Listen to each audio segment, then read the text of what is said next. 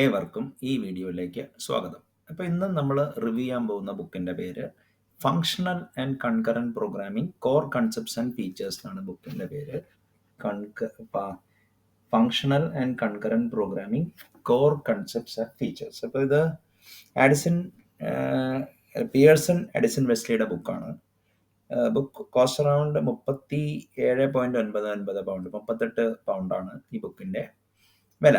പക്ഷേ ഈ book well വെർത്താണെന്നാണ് എനിക്കിപ്പോൾ പ്രഥമ ദൃഷ്ടി അറിയത്. ഞാൻ വാങ്ങിച്ചിട്ട് ഇപ്പോൾ ഒരു മാസമായി. അപ്പം ഞാനിപ്പോൾ ഇന്ന് ജസ്റ്റ് ഒന്ന് എൻ്റെ ബുക്ക് ഷെൽഫ് തപ്പിക്കഴിഞ്ഞപ്പോൾ വന്നപ്പോൾ ഇതിനെക്കുറിച്ചൊരു വിവരണം തരാമെന്ന് വിചാരിച്ചു.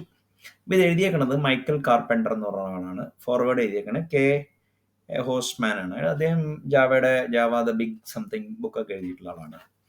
അപ്പോൾ ഈ ബുക്കിൻ്റെ ടൈറ്റിൽ വളരെ ഇൻട്രസ്റ്റിംഗ് ആണ്, functional and concurrent programming. Okay, ഈ ഫങ്ഷണൽ പ്രോഗ്രാമിംഗ് ഒരു ഇയർ 2004 മുമ്പ് മെയിൻ സ്ട്രീമിൽ അങ്ങനെ അധികം മിക്ക ലാംഗ്വേജിനും സപ്പോർട്ടും ഉണ്ടായിരുന്നില്ല, അത് അത്ര വലിയ പോപ്പുലറും ആയിരുന്നില്ല. ഇപ്പോൾ ഫോർ എക്സാമ്പിൾ എന്തുകൊണ്ടാണ് functional programming all of a sudden പോപ്പുലറായി എന്ന് ചോദിച്ചു കഴിഞ്ഞാൽ മൾട്ടി കോർ പ്രോസസ്സേഴ്സിൻ്റെ എമർജൻസ് ആണ് ഫങ്ഷണൽ പ്രോഗ്രാമിംഗ് മുന്നോട്ടേക്ക് വയ്ക്കാനുള്ള കാരണം. അതായത് pretty much 90s early 2000 dominant programming model at least in Java and C sharp functional programming ആയിരുന്നില്ല. അവിടെ അത് ഒബ്ജക്റ്റ് ഓറിയൻറ്റഡ് പ്രോഗ്രാമിങ്ങിനായിരുന്നു ആ സ്ഥാനം ഉണ്ടായിരുന്നത്.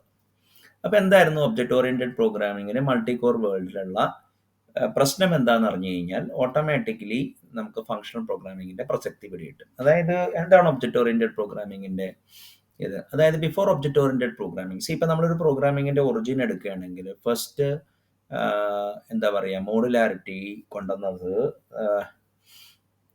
സബ് റുട്ടീൻസ് വഴിയാണ്. സബ് റുട്ടീൻസ് എന്ന് പറഞ്ഞു കഴിഞ്ഞാൽ നിങ്ങളിപ്പോൾ GW ബേസിക്കോ അല്ലെങ്കിൽ ഓൾഡ് ലൈൻ നമ്പർ ബേസിക് എടുത്തു കഴിഞ്ഞാൽ നിങ്ങൾ ഗോ സബ് ലൈൻ നമ്പർ 740 എന്നൊക്കെ പറഞ്ഞ് നമ്മൾ അങ്ങോട്ട് പോകും. അപ്പോൾ അങ്ങനെ വരുമ്പോൾ എന്ത് പറ്റുമെന്ന് വെച്ച് കഴിഞ്ഞാൽ ഡാറ്റ എന്ന് പറഞ്ഞ സെക്ഷനിൽ നിന്നുള്ള ഡാറ്റയുമേ നിങ്ങൾ ഒരു ഷെയർഡ് സ്റ്റേറ്റ് വെച്ചിട്ട് നിങ്ങൾ അവിടെ ജമ്പ് ചെയ്തിട്ട് അവിടെ കമ്പ്യൂട്ടേഷൻ പെർഫോം ചെയ്തിട്ട് തിരിച്ചു വരും. അങ്ങനെയാണ് സബ് റുട്ടീൻസ് ഉണ്ടാക്കിയിരുന്നത്. അപ്പോൾ അതിനൊരു അഡ്വാൻറ്റേജ് എന്തായിരുന്നു എന്ന് പറഞ്ഞു കഴിഞ്ഞാൽ നിങ്ങൾക്ക് പ്രോഗ്രാമിൻ്റെ കോർ ബോഡി വളരെ കുറയ്ക്കാൻ പറ്റും. എപ്പോഴെങ്കിലും നിങ്ങൾക്കൊരു മാത്തമാറ്റിക്കൽ കമ്പ്യൂട്ടേഷൻ സൈനോ കൊസൈനോ അല്ലെങ്കിൽ മെട്രിക്സ് ഇൻവേർഷനോ അങ്ങനത്തെ കാനോണിക്കൽ ഓപ്പറേഷൻസ് ചെയ്യുമ്പോൾ നിങ്ങൾ ഗോസബ് ചെയ്തിട്ട് പോയിട്ട് തിരിച്ചു വരും. അപ്പോൾ ഈ ഗോസബ് എന്നുള്ള ആ സബ് റൂട്ടീനിന് പാരാമീറ്റർ പാസിംഗ് മെക്കാനിസം ആഡ് ചെയ്തപ്പോഴാണ് പ്രൊസീജറൽ പ്രോഗ്രാമിംഗ് ജന്മം എടുക്കുന്നത്. പ്രൊസീജറൽ പ്രോഗ്രാമിംഗ് എന്ന് പറഞ്ഞു കഴിഞ്ഞാൽ മിക്ക ലാംഗ്വേജിലും at least until 32 bit in Windows എന്ത് ചെയ്യുന്നത് വെച്ച് കഴിഞ്ഞാൽ പാരാമീറ്റേഴ്സൊക്കെ സ്റ്റാക്കിൽ പുഷ് ചെയ്തിട്ട് ഫംഗ്ഷൻ ജമ്പ് ചെയ്തിട്ട് റെറ്റ് എന്നുള്ളൊരു ഇൻസ്ട്രക്ഷൻ ഉണ്ടാവും. മിക്കവാറും റിട്ടേൺ വാല്യൂ EAX രജിസ്റ്ററിലാണ് ഇന്റൽ x86 CPU ഉണ്ടായിരുന്നത്. അപ്പോൾ അതിനെയാണ് subroutine mechanism. Even microprocessor എത്ര മുന്നോട്ട് പോയാലും ഒരു ഒബ്ജക്റ്റ് ഓറിയൻറ്റഡ് മൈക്രോ പ്രോസസ്സർ വന്നതായിട്ട് ഞാൻ ഇതുവരെയായിട്ടും കണ്ടിട്ടില്ല. അത് ഇപ്പോഴും ഓൾഡ് സ്റ്റൈൽ പ്രോഗ്രാമിംഗ് തന്നെയാണ്. ഇതാണ് അതായത് സബ് റുട്ടീൻ സപ്പോർട്ടേ ഈ ഒരു പ്രോസസ്സറിലുള്ളൂ. ഓക്കെ, ഈവൻ വെർച്വൽ മെഷീൻ എടുത്താൽ തന്നെ ഒരു ഒബ്ജക്റ്റ് ഓറിയൻറ്റഡ് ലെവലിലൊരു വെർച്വൽ മെഷീൻ എന്ന് പറഞ്ഞു കഴിഞ്ഞാൽ ഓക്കെ, .NETൻ്റെ വെർച്വൽ മെഷീനിൽ കുറേ ഒബ്ജക്റ്റ് ഓറിയൻറ്റഡ് കൺസ്ട്രക്ട്സ് അവർ ആഡ് ചെയ്തിട്ടുണ്ട്. ടു എ സർട്ടൻ എക്സ്റ്റെൻറ്റ് നമുക്ക് വേണമെങ്കിൽ ഈ സബ് റൂട്ടീൻ മറ്റേ ഒബ്ജക്റ്റ് ഓറിയൻറ്റഡ് പ്രോഗ്രാമിംഗ് ഇംപ്ലിമെൻറ്റ് ചെയ്യാനുള്ള ഇനഫ് ബെൽസ് ആൻഡ് വിസിൽസ് JVM-ലുണ്ടെന്ന് നമുക്ക് നോക്കാം. പക്ഷേ ഒബ്ജക്റ്റ് ഓറിയൻറ്റഡ് പ്രോഗ്രാമിംഗ് എന്തായത്, അതായത് പ്രൊസീജറൽ പ്രോഗ്രാമിംഗ് കാലങ്ങളോളം മുന്നോട്ട് പോയി. പിന്നെ അതിനെ ഗോ ടു ഉപയോഗിക്കാൻ പാടില്ല എന്ന് പറഞ്ഞു കഴിഞ്ഞപ്പോൾ അതിനെ സ്ട്രക്ചേർഡ് പ്രോഗ്രാമിംഗ് എന്ന് വിളിച്ചു. പിന്നെ സിസ്റ്റമാറ്റിക് പ്രോഗ്രാമിംഗ്, അങ്ങനെ പല മോഡുലാർ പ്രോഗ്രാമിംഗ് പല മൂവ്മെൻറ്റ്സ് വന്നെങ്കിലും ഒബ്ജക്റ്റ് ഓറിയൻറ്റഡ് പ്രോഗ്രാമിംഗ് ആണ് ഒരു ഈ എന്താ പറയുക, ഇറ്റ് ബ്രേക്ക് ദ റാങ്ക്സ്. അതായത് ഡാറ്റയും ഫംഗ്ഷനും ഒറ്റ എൻറ്റിറ്റി ആയിട്ട് ട്രീറ്റ് ചെയ്യുക എന്നുള്ളതായിരുന്നു ഒബ്ജക്റ്റ് ഓറിയൻറ്റഡ് പ്രോഗ്രാമിങ്ങിൻ്റെ ഇത്. അതായത് ഒബ്ജക്ട്സ് ആർ, അതായത് ഇൻസ്റ്റൻസ് വേരിയബിളും ഇൻസ്റ്റൻസ് മെത്തേഡും ക്ലാസ് ലെവൽ വേരിയബിളും ക്ലാസ് ലെവൽ മെത്തേഡ്സും കൂടിയ 4 കാര്യങ്ങൾ കൂടിയ ഒരു കോമ്പോസിറ്റ് എൻറ്റിറ്റി അല്ലെങ്കിൽ ഒരു കോൺക്രീറ്റ് എൻറ്റിറ്റിയാണ് ഒബ്ജക്റ്റ്. അപ്പോൾ സീക്വൻഷ്യൽ പ്രോഗ്രാമിംഗ് വോഗായിരുന്നപ്പോഴും ഇരുന്നപ്പോൾ അതൊരു നല്ലൊരു മോഡലായിരുന്നു. കാരണം that helped us to write big programs. പക്ഷേ മൾട്ടി ത്രെഡിങ് കാലങ്ങളോളം ഒരു ഓപ്പറേറ്റിംഗ് സിസ്റ്റം ടോപ്പിക്കായിരുന്നു. മൾട്ടി ത്രെഡിങ് ഒരു ലാംഗ്വേജ് കൺസ്ട്രക്റ്റ് ആയിട്ട് മെയിൻ സ്ട്രീമിലേക്ക് കൊണ്ടുവന്നത്. മറ്റ് ലാംഗ്വേജൊക്കെ സപ്പോർട്ട് ചെയ്തിട്ടുണ്ടായിരുന്നെങ്കിലും അത് ജാവയാണ്. ജാവ യുടെ java.lang.thread പാക്കേജാണ് ശരിക്കും പറഞ്ഞു കഴിഞ്ഞാൽ ഈ ഒരു എന്താ പറയുക ലാംഗ്വേജ് ലെവൽ കൺകറൻസി അല്ലെങ്കിൽ ലാംഗ്വേജ് ലെവൽ പാരലലിസം അല്ലെങ്കിൽ ലാംഗ്വേജ് ലെവൽ ത്രെഡ്സ് ഇൻട്രൊഡ്യൂസ് ചെയ്ത ജാവ ലാംഗ്വേജ് ആണ്. പിൽക്കാലത്ത് ജാവയെ ചുവട് പിടിച്ച C# ഇത് ചെയ്തു, മറ്റേ ലാംഗ്വേജ് സപ്പോർട്ട് ചെയ്തു. C++ന്റെ പ്രൈമറി ഇൻവെൻറ്ററായ മറ്റേ Bjarne Stroustrup in the late 90s at least in design and evolution of C++ലൊക്കെ ത്രെഡ് ഒരു ഓപ്പറേറ്റിംഗ് സിസ്റ്റം ടോപ്പിക്കായിട്ട് ഡെഫർ ചെയ്യുകയാണ് ചെയ്തത്. പക്ഷേ 1999 ഒരു പേപ്പർ ഇറങ്ങാനായിട്ട് വന്നു. കമ്പൈലറും കൂടി സഹകരിച്ചാലേ നിങ്ങൾക്ക് error free multithreaded program എഴുതാൻ പറ്റുമെന്നായിരുന്നു ആ പേപ്പറിൻ്റെ കോൺസിക്വൻസ്. അങ്ങനെ വന്നു കഴിഞ്ഞപ്പോൾ even C++ threw in the towel modern C++ അല്ലെങ്കിൽ C++11 എന്ത് പറ്റിയെന്ന് വെച്ച് കഴിഞ്ഞാൽ അത് ലാംഗ്വേജ് ലെവൽ കൺകറൻസി സപ്പോർട്ട് ചെയ്ത്. അപ്പോൾ ഇന്ന് C#, Java, C++ language level concurrency അല്ലെങ്കിൽ ഒരു കൺകറൻറ്റ് പ്രോഗ്രാമിംഗ് ലാംഗ്വേജ് അല്ലെങ്കിൽ ഒരു പാരലൽ പ്രോഗ്രാമിംഗ് ലാംഗ്വേജ് ആണ്. പാരലലിസം കൺകറൻസിയും തമ്മിലൊരു ഡിസ്റ്റിങ്ഷൻ ഉണ്ട്. നമ്മൾ അതിലോട്ട് ഇപ്പോൾ നമ്മൾ കടക്കുന്നില്ല. ഓക്കെ, അപ്പോൾ ഈ ഡാറ്റയും ഫംഗ്ഷനും ഒരൊറ്റ എൻറ്റിറ്റി ആയിട്ട് ട്രീറ്റ് ചെയ്യുന്നതിന് കുറേ പ്രോബ്ലം വന്നു കഴിഞ്ഞപ്പോഴാണ്, ഹയറാർക്കിയൊക്കെ ക്രിയേറ്റ് ചെയ്തപ്പോൾ അത് പ്രോബ്ലം വന്നപ്പോഴാണ് ഗാങ് ഓഫ് 4 ഡിസൈൻ പാറ്റേൺസ് കാറ്റലോഗിലെ കോമ്പോസിറ്റ് വിസിറ്റർ പാറ്റേൺ വളരെ പോപ്പുലർ ആവുകയാണ് ചെയ്തത്. അപ്പോൾ data is organised as a hierarchy using the composite pattern. പിന്നെ for every composite there will be different number of visitors in order to do different style of processing. ഇപ്പോൾ slang for Java, അതായത് ഇപ്പോൾ ഞാൻ എഴുതിയ കമ്പൈലറിൻ്റെ Java പോർട്ടിൽ 2 പേര് എങ്കിലും at least എനിക്കറിയാം. അവർ ഒരു ഇപ്പോൾ ഞാൻ എൻ്റെ കമ്പൈലർ എഴുതി കഴിഞ്ഞപ്പോൾ അത് കോമ്പോസിറ്റ് പാറ്റേൺ ഉപയോഗിച്ചിരുന്നത്. ആക്ഷൻ കോമ്പോസിറ്റിൽ തന്നെയായിരുന്നു.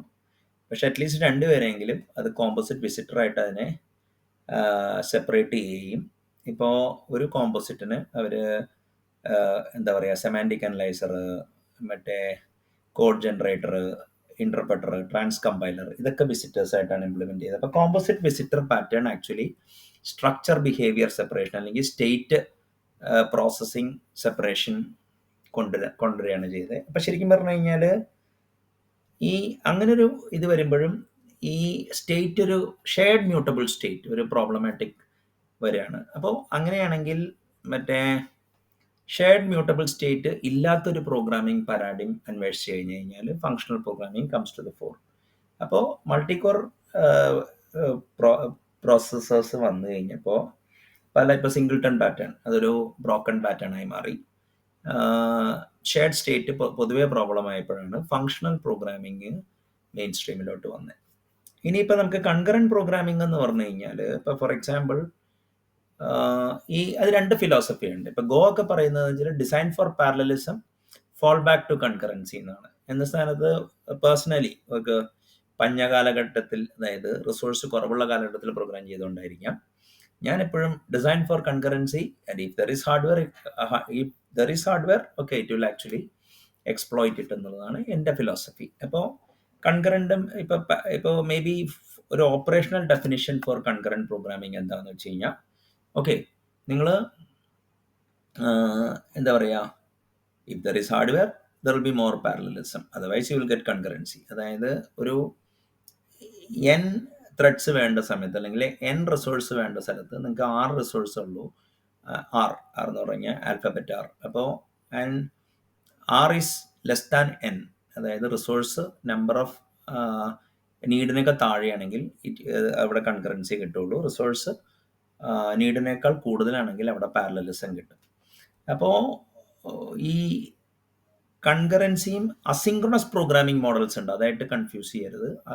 അതായത് അസിൻക്രണസ് പ്രോഗ്രാമിംഗ് മോഡൽസ് എന്ന് പറഞ്ഞു കഴിഞ്ഞാൽ IO ഡ്രിവൺ കോണ്ടെക്സ്റ്റിൽ when your programming is doing IO in a threaded model എന്ത് പറ്റുമെന്ന് വെച്ചാൽ ആ ത്രെഡ് പാർക്ക് ചെയ്യണം.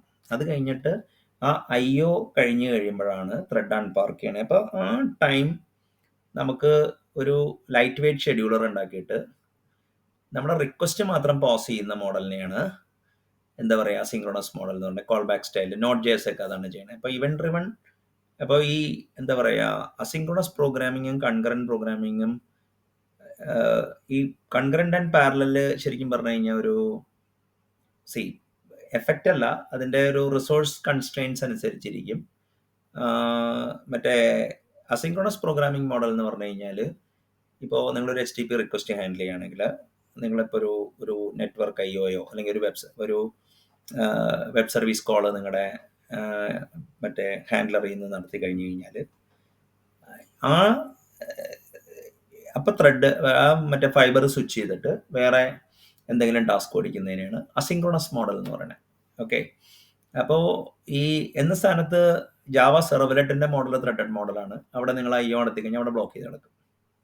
ഓക്കെ, അപ്പോൾ ഈ ഫങ്ഷണൽ പ്രോഗ്രാമിങ്ങും കൺകറന്റ് പ്രോഗ്രാമിങ്ങും തമ്മിലുള്ള ബന്ധം എന്താണെന്ന് വെച്ച് കഴിഞ്ഞാൽ ഈ ലോക്ക് ഫ്രീ കൺകറൻസി എന്ന് പറഞ്ഞൊരു സാധനമുണ്ട്. ലോക്ക് ഫ്രീ പാരലലിസം, അല്ലെങ്കിൽ ലോക്ക് ഉപയോഗിക്കാതെ നിങ്ങൾക്ക് കൺകറൻസിയും പാരലലിസവും നിങ്ങൾക്ക് ഹാൻഡിൽ ചെയ്യാൻ പറ്റും. അപ്പോൾ അത് ചെയ്യാനുള്ള ഏറ്റവും ബെസ്റ്റ് പരിപാടി എന്ന് പറഞ്ഞു കഴിഞ്ഞാൽ ഫങ്ഷണൽ പ്രോഗ്രാമിംഗ് ആണ്. അവിടെയാണ് ഈ പുസ്തകത്തിൻ്റെ പ്രസക്തി അവിടെ ഇരിക്കുന്നത്. അപ്പോൾ എന്തൊക്കെ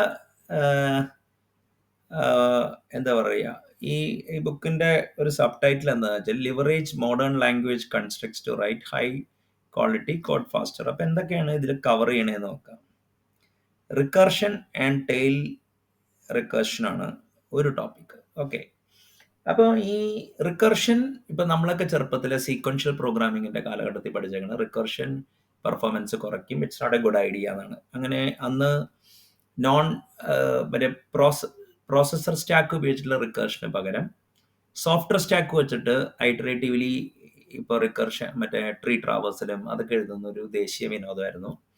അതായത് പക്ഷേ നമ്മൾ എന്താ പറയുക ഡാറ്റ പാരലലിസമോ ടാസ്ക് പാരലലിസമോ ഒക്കെ എക്സ്പ്ലോയിറ്റ് ചെയ്യാൻ തുടങ്ങി കഴിഞ്ഞ് കഴിഞ്ഞപ്പോൾ ഇപ്പോൾ ഇന്റൽ ത്രെഡ് ബിൽഡിംഗ് ബ്ലോക്ക് അവിടേക്ക് എത്തിക്കഴിഞ്ഞപ്പോൾ റിക്കർഷനോടുള്ള അപ്രോച്ച് വളരെ മാറി. അപ്പോൾ ഫങ്ഷണൽ പ്രോഗ്രാമിങ്ങും കൺകറന്റ് പ്രോഗ്രാമിങ്ങും റിക്കർഷനായിട്ട് വളരെ ബന്ധപ്പെട്ട് കിടക്കുകയാണ്. അപ്പോൾ ഡാറ്റ പാരലൽ പ്രോഗ്രാമിംഗ് പൊതുവെ അപ്പോൾ ഇപ്പോൾ റിക്കർസീവ് ഡാറ്റ സ്ട്രക്ചേഴ്സും റിക്കർസീവ് ഫങ്ഷൻസും വളരെ പോപ്പുലറാണ്. ഈ ഫങ്ഷണൽ പ്രോഗ്രാമിങ്ങിൽ റിക്കർഷൻ വളരെ മസ്റ്റാണ്. കാരണം as per lambda calculus every variable is immutable.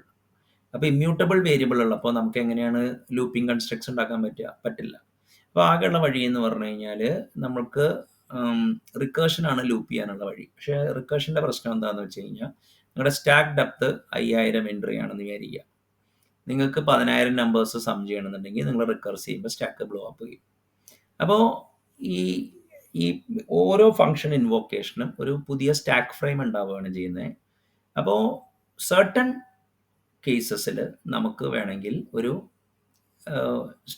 സ്റ്റേറ്റോ അല്ലെങ്കിൽ കമ്പ്യൂട്ടേഷൻ്റെ പാർഷ്യൽ കമ്പ്യൂട്ടേഷൻ ഒരു പാരാമീറ്റർ ആയിട്ട് കൊടുക്കുകയാണെങ്കിൽ നമുക്ക് ഒരു റിക്കർസീവ് ഫങ്ഷനെ ടെയിൽ കോൾ ഫോം എന്ന് പറയും, നമുക്കതിനെ ലൂപ്പാക്കി മാറ്റാൻ സാധിക്കും. കമ്പൈലറിൽ ഒരു വെൽ നോൺ ട്രാൻസ്ഫോർമേഷനാണ്. അതിനെ tail call elimination, tail call optimisation എന്നൊക്കെ പറയും. അപ്പോൾ ശരിക്കും പറഞ്ഞു കഴിഞ്ഞാൽ റിക്കർഷൻ എന്താണെന്ന് അറിയണം.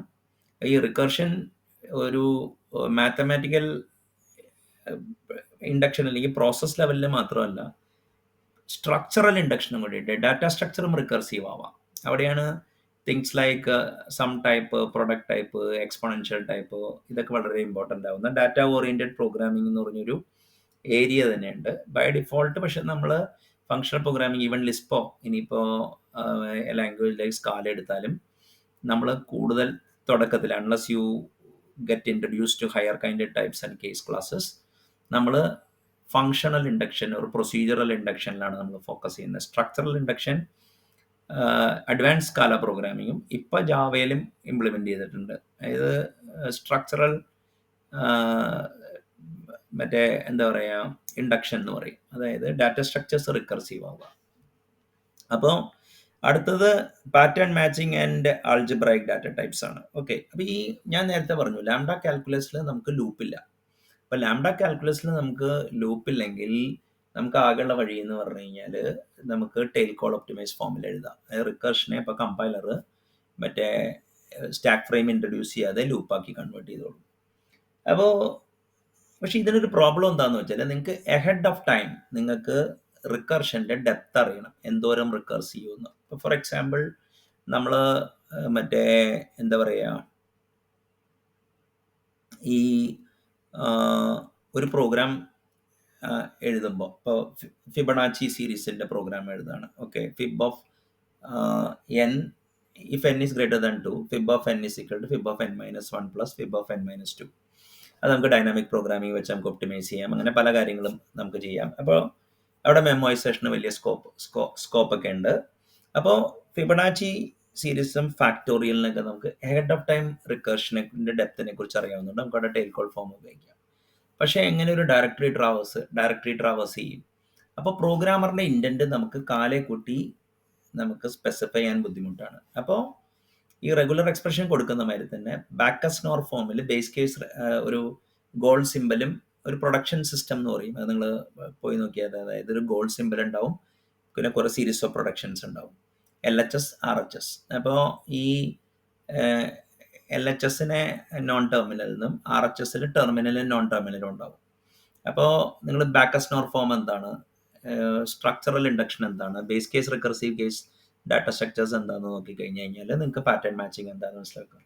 അപ്പോൾ പ്രോഗ്രാമർ അവൻ്റെ ഇൻറ്റൻറ്റ് എന്താ പറയുക, കോഡ് പാറ്റേൺസിന് ഇന്ന ആക്ഷൻ എടുക്കാനാണ് പറയേണ്ടത്. അതായത് അത് നിങ്ങൾക്കത് അറിയണമെന്നുണ്ടെങ്കിൽ ജാവയിലാണെങ്കിൽ നിങ്ങൾക്ക് സം ടൈപ്പ് ജാവയിൽ മറ്റേ പെർമിറ്റ്സ്, മറ്റേ ഈ സീൽഡ് ക്ലാസ്സസ് വെച്ച്, എനിക്ക് സീൽഡ് ഇൻ്റർഫേസ് വെച്ചിട്ടാണ് ഇംപ്ലിമെൻറ്റ് ചെയ്യുന്നത്. പിന്നെ ഉള്ളത് നിങ്ങൾക്ക് റെക്കോർഡ് ടൈപ്പാണ്. ഇപ്പം C# നിങ്ങൾക്ക് റെക്കോർഡ് ടൈപ്പ് ഉണ്ട്, പക്ഷേ യൂണിയൻ ടൈപ്പ് അല്ലെങ്കിൽ സം ടൈപ്പ് ഇപ്പോഴും സപ്പോർട്ട് ചെയ്തിട്ടില്ല. പക്ഷേ പല ലൈബ്രറീസ് അവൈലബിൾ ആണ്. വൺ ഓഫ് ഒരു നല്ലൊരു ലൈബ്രറിയാണ്.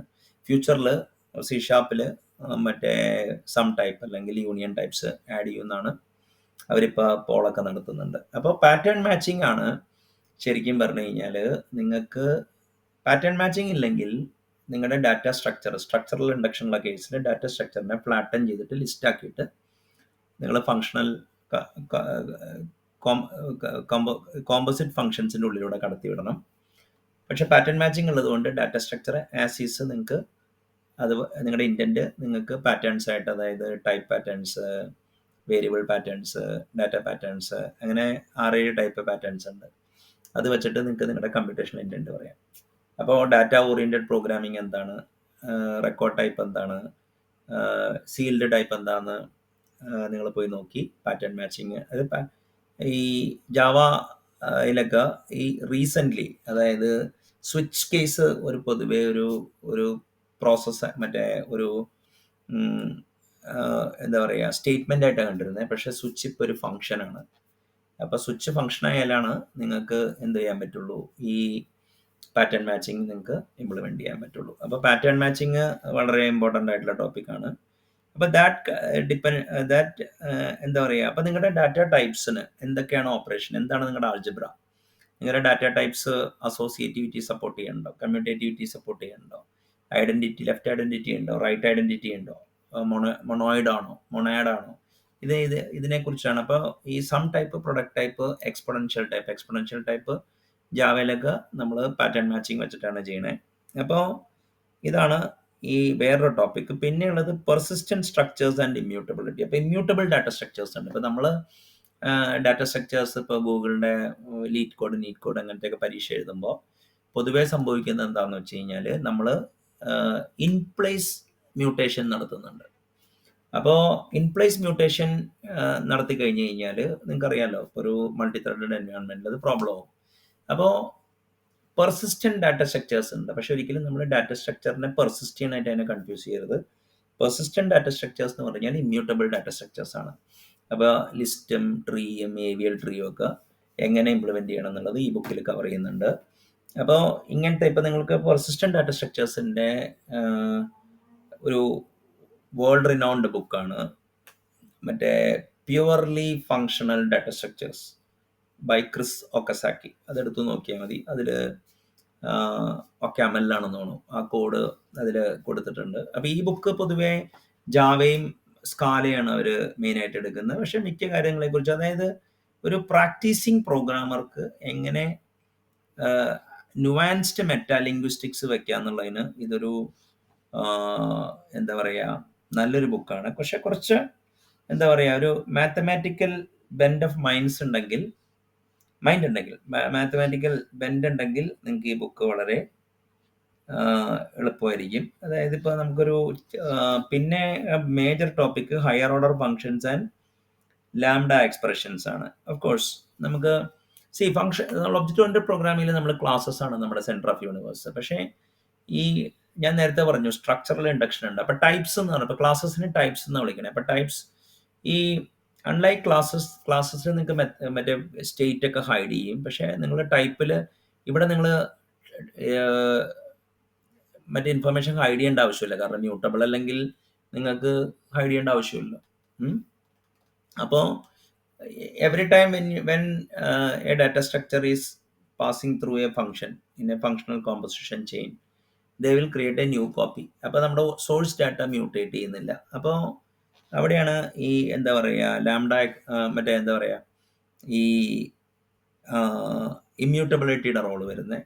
പിന്നെ ഹയർ ഓർഡർ ഫങ്ഷൻസ്, അതായത് ഇഫ് എ ഫങ്ഷൻ, ഇപ്പോൾ ഈ function is just a value in functional programming.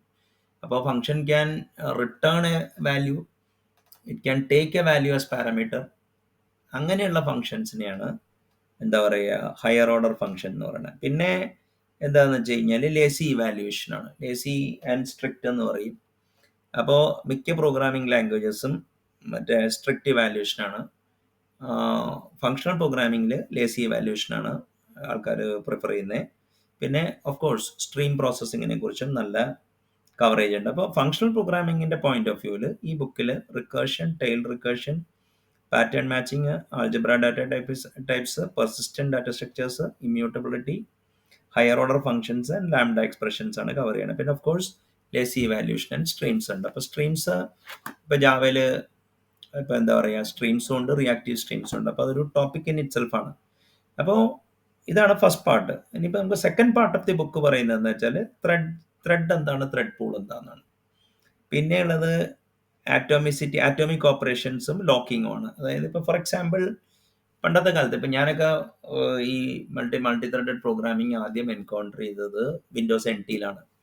അപ്പോൾ അതിന് മുമ്പ് കോപ്പറേറ്റീവ് മൾട്ടി ത്രെഡിങ് എന്ന് പറഞ്ഞൊരു കാര്യം 95 വരുന്നതിനൊക്കെ മുമ്പ് ഞാൻ വിൻഡോസ് 3.1 ഞാൻ വർക്ക് ചെയ്തിട്ടുണ്ട്. 4 ഇറങ്ങിയത് 1996 അപ്പോൾ വിൻഡോസ് NT 1992 ഇറങ്ങിയ വെർഷനിൽ മൾട്ടി ത്രെഡഡ് പ്രോഗ്രാം ചെയ്യുമ്പോൾ നമ്മുടെ പണി എന്ന് പറഞ്ഞു കഴിഞ്ഞാൽ നമ്മൾ ത്രെഡ് സ്റ്റാർട്ട് ചെയ്യും. എവിടെയൊക്കെ നമുക്ക് ഷെയർഡ് ഇപ്പോൾ ഡാറ്റ ഉണ്ടോ അവിടെ കൊണ്ടുവന്ന് നമ്മൾ മ്യൂട്ടക്സ് അല്ലെങ്കിൽ ക്രിട്ടിക്കൽ സെക്ഷൻ അവിടെ വയ്ക്കും. പിന്നെ ഡെഡ് ലോക്കും ലൈവ് ലോക്കിനെ കുറിച്ചൊന്നും അങ്ങനെ അത്രയും ഈ ഇപ്പോൾ സിംഗിൾ കോറേ ഉണ്ടായിരുന്നുള്ളൂ. ഈ പ്രോഗ്രാംസിൻ്റെ മുകളിലുള്ള ഡിമാൻഡും അത്ര എക്സ്പെക്റ്റേഷനും ആൾക്കാരുടെ ഹൈ ആയിരുന്നില്ല. People were learning to write threaded programs in those days. അപ്പോൾ ത്രെഡ് സ്റ്റാർട്ട് ചെയ്യുക, ലോക്ക് ചെയ്യുക, പ്രോഗ്രാമിംഗ് ലാംഗ്വേജിൻ്റെ സ്കോപ്പ് മര്യാദയ്ക്ക് യൂസ് ചെയ്ത് കഴിഞ്ഞാൽ you can become a multithreaded programmer. പക്ഷേ ഈ IO കംപ്ലീഷൻ പോർട്ട് എന്ന് പറഞ്ഞൊരു സാധനം മൈക്രോസോഫ്റ്റ് വിൻഡോസ് NTയിൽ സപ്പോർട്ട് ചെയ്തിട്ടുണ്ടായിരുന്നു. അപ്പോൾ അത് പിൽക്കാലത്ത് Node.js മറ്റേ എക്സ്റ്റെൻസീവായിട്ട് അത് വിൻഡോസിൽ യൂസ് ചെയ്യണ്ടായിരുന്നു ആസ് പാർട്ട് ഓഫ് libUV. അപ്പോൾ ഒരു IO കംപ്ലീഷൻ പോർട്ട് ഉപയോഗിക്കാനും പിന്നെ ക്രിയേറ്റ് ത്രെഡ്, മറ്റേ എന്താ പറയുക റെസ്യൂം ത്രെഡ് എന്നൊക്കെ പറഞ്ഞ കുറച്ച് സെറ്റപ്പ് API കോൾസ് ഉണ്ട്. പിന്നെ മ്യൂട്ടക്സ്, ക്രിട്ടിക്കൽ സെക്ഷൻ, പിന്നെ സെമാഫോർ മ്യൂട്ടക്സ് എന്ന് പറഞ്ഞു കഴിഞ്ഞാൽ സെമാഫോർ എന്ന് പറയുമ്പോൾ നിങ്ങൾക്ക് 5 ലൈസൻസ് ഒറാക്കളുണ്ട്. അപ്പോൾ നിങ്ങൾക്ക് 5 കണക്ഷനെ ആ ഏരിയയിൽ വരാവൂ. 6ാമത്തെ കണക്ഷൻ വന്നു കഴിഞ്ഞാൽ അവിടെ ബ്ലോക്ക് ചെയ്ത് കിടക്കുക. അതാണ് സെമാഫോർ. മ്യൂട്ടക്സ് എന്ന് പറഞ്ഞു കഴിഞ്ഞാൽ സെമാഫോറിൻ്റെ കൗണ്ട് 1 ആക്കി കഴിഞ്ഞാൽ മ്യൂട്ടക്സ് ആവും. അപ്പോൾ mutex works across the process. Semaphore എന്ന് പറഞ്ഞ സാധനമുണ്ട്. സെമാഫോർ വിത്തിൻ ദ പ്രോസസ്സേ വർക്ക് ചെയ്യുള്ളൂ. പിന്നെ ഇവൻസ്, അങ്ങനെ വെയിറ്റ് ഫോർ സിംഗിൾ ഒബ്ജക്റ്റ് എന്ന് പറഞ്ഞ കുറച്ച് API കോൾ വെച്ചിട്ടുള്ളൊരു ഗെയിമായിരുന്നു. പക്ഷേ ഒരു ഒബ്ജക്റ്റ് ഓറിയന്റഡ് ത്രെഡ് പാക്കേജ് കൊണ്ടുവന്നത് ജാവയാണ്. അപ്പോൾ ത്രെഡും പിന്നെ ഈ ത്രെഡ് സ്റ്റാർട്ട് ചെയ്യുക ക്ലോസ് ചെയ്യുക എന്നുള്ളതൊരു വളരെ ബുദ്ധിമുട്ടുള്ള കാര്യമാണ്.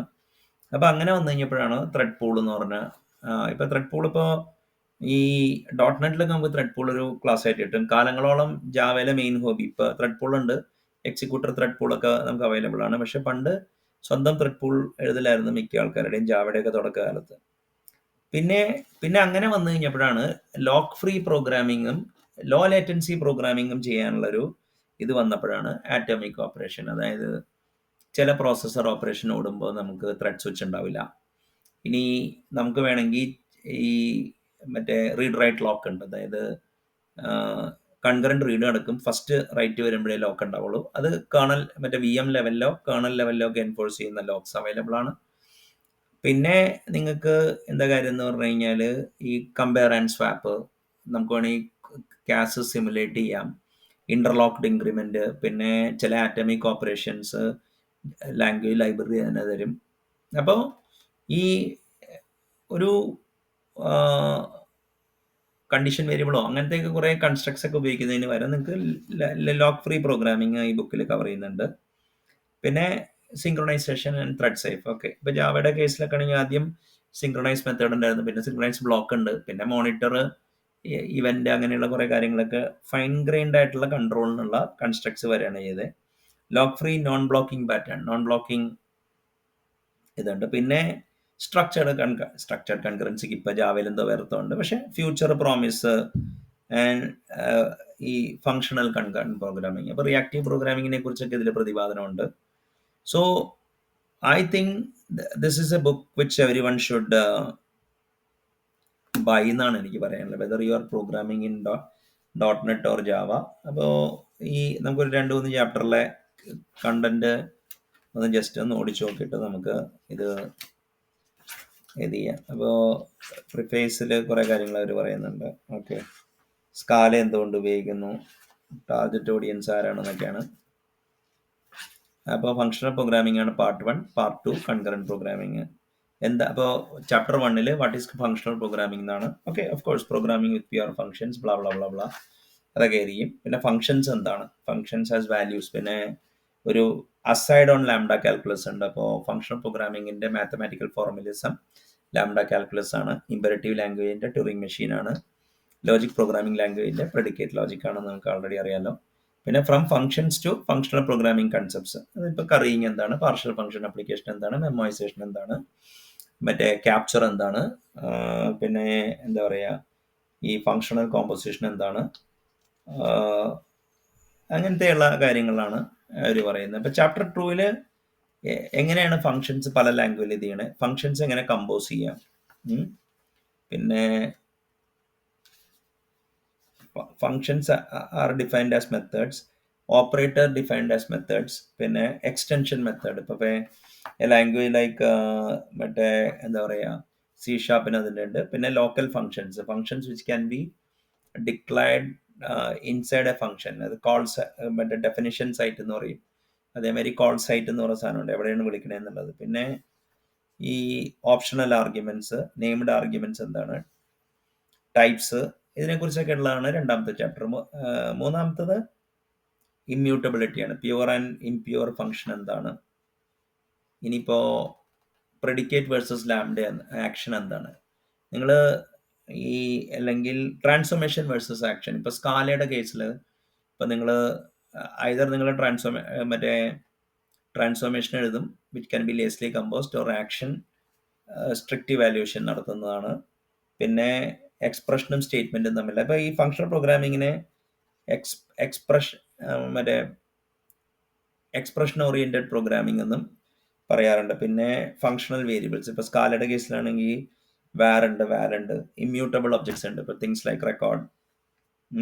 അപ്പോൾ ഈ എന്താ പറയുക ഫങ്ഷണൽ ലിസ്റ്റ്, ഇങ്ങനെ ഒബ്ജക്റ്റ് ഫങ്ഷണൽ പ്രോഗ്രാമിംഗ്, ഇതെല്ലാം ഈ ബുക്കിൽ കവർ ചെയ്യുന്നുണ്ട്. അപ്പോൾ എന്താ പറയുക ആദ്യത്തെ 3 ചാപ്റ്റർ തന്നെ ഇതുണ്ട്. പിന്നെ കേസ് സ്റ്റഡീസ് ലിബറലി കൊടുത്തിട്ടുണ്ട് 4ാമത്തെ ചാപ്റ്ററിൽ.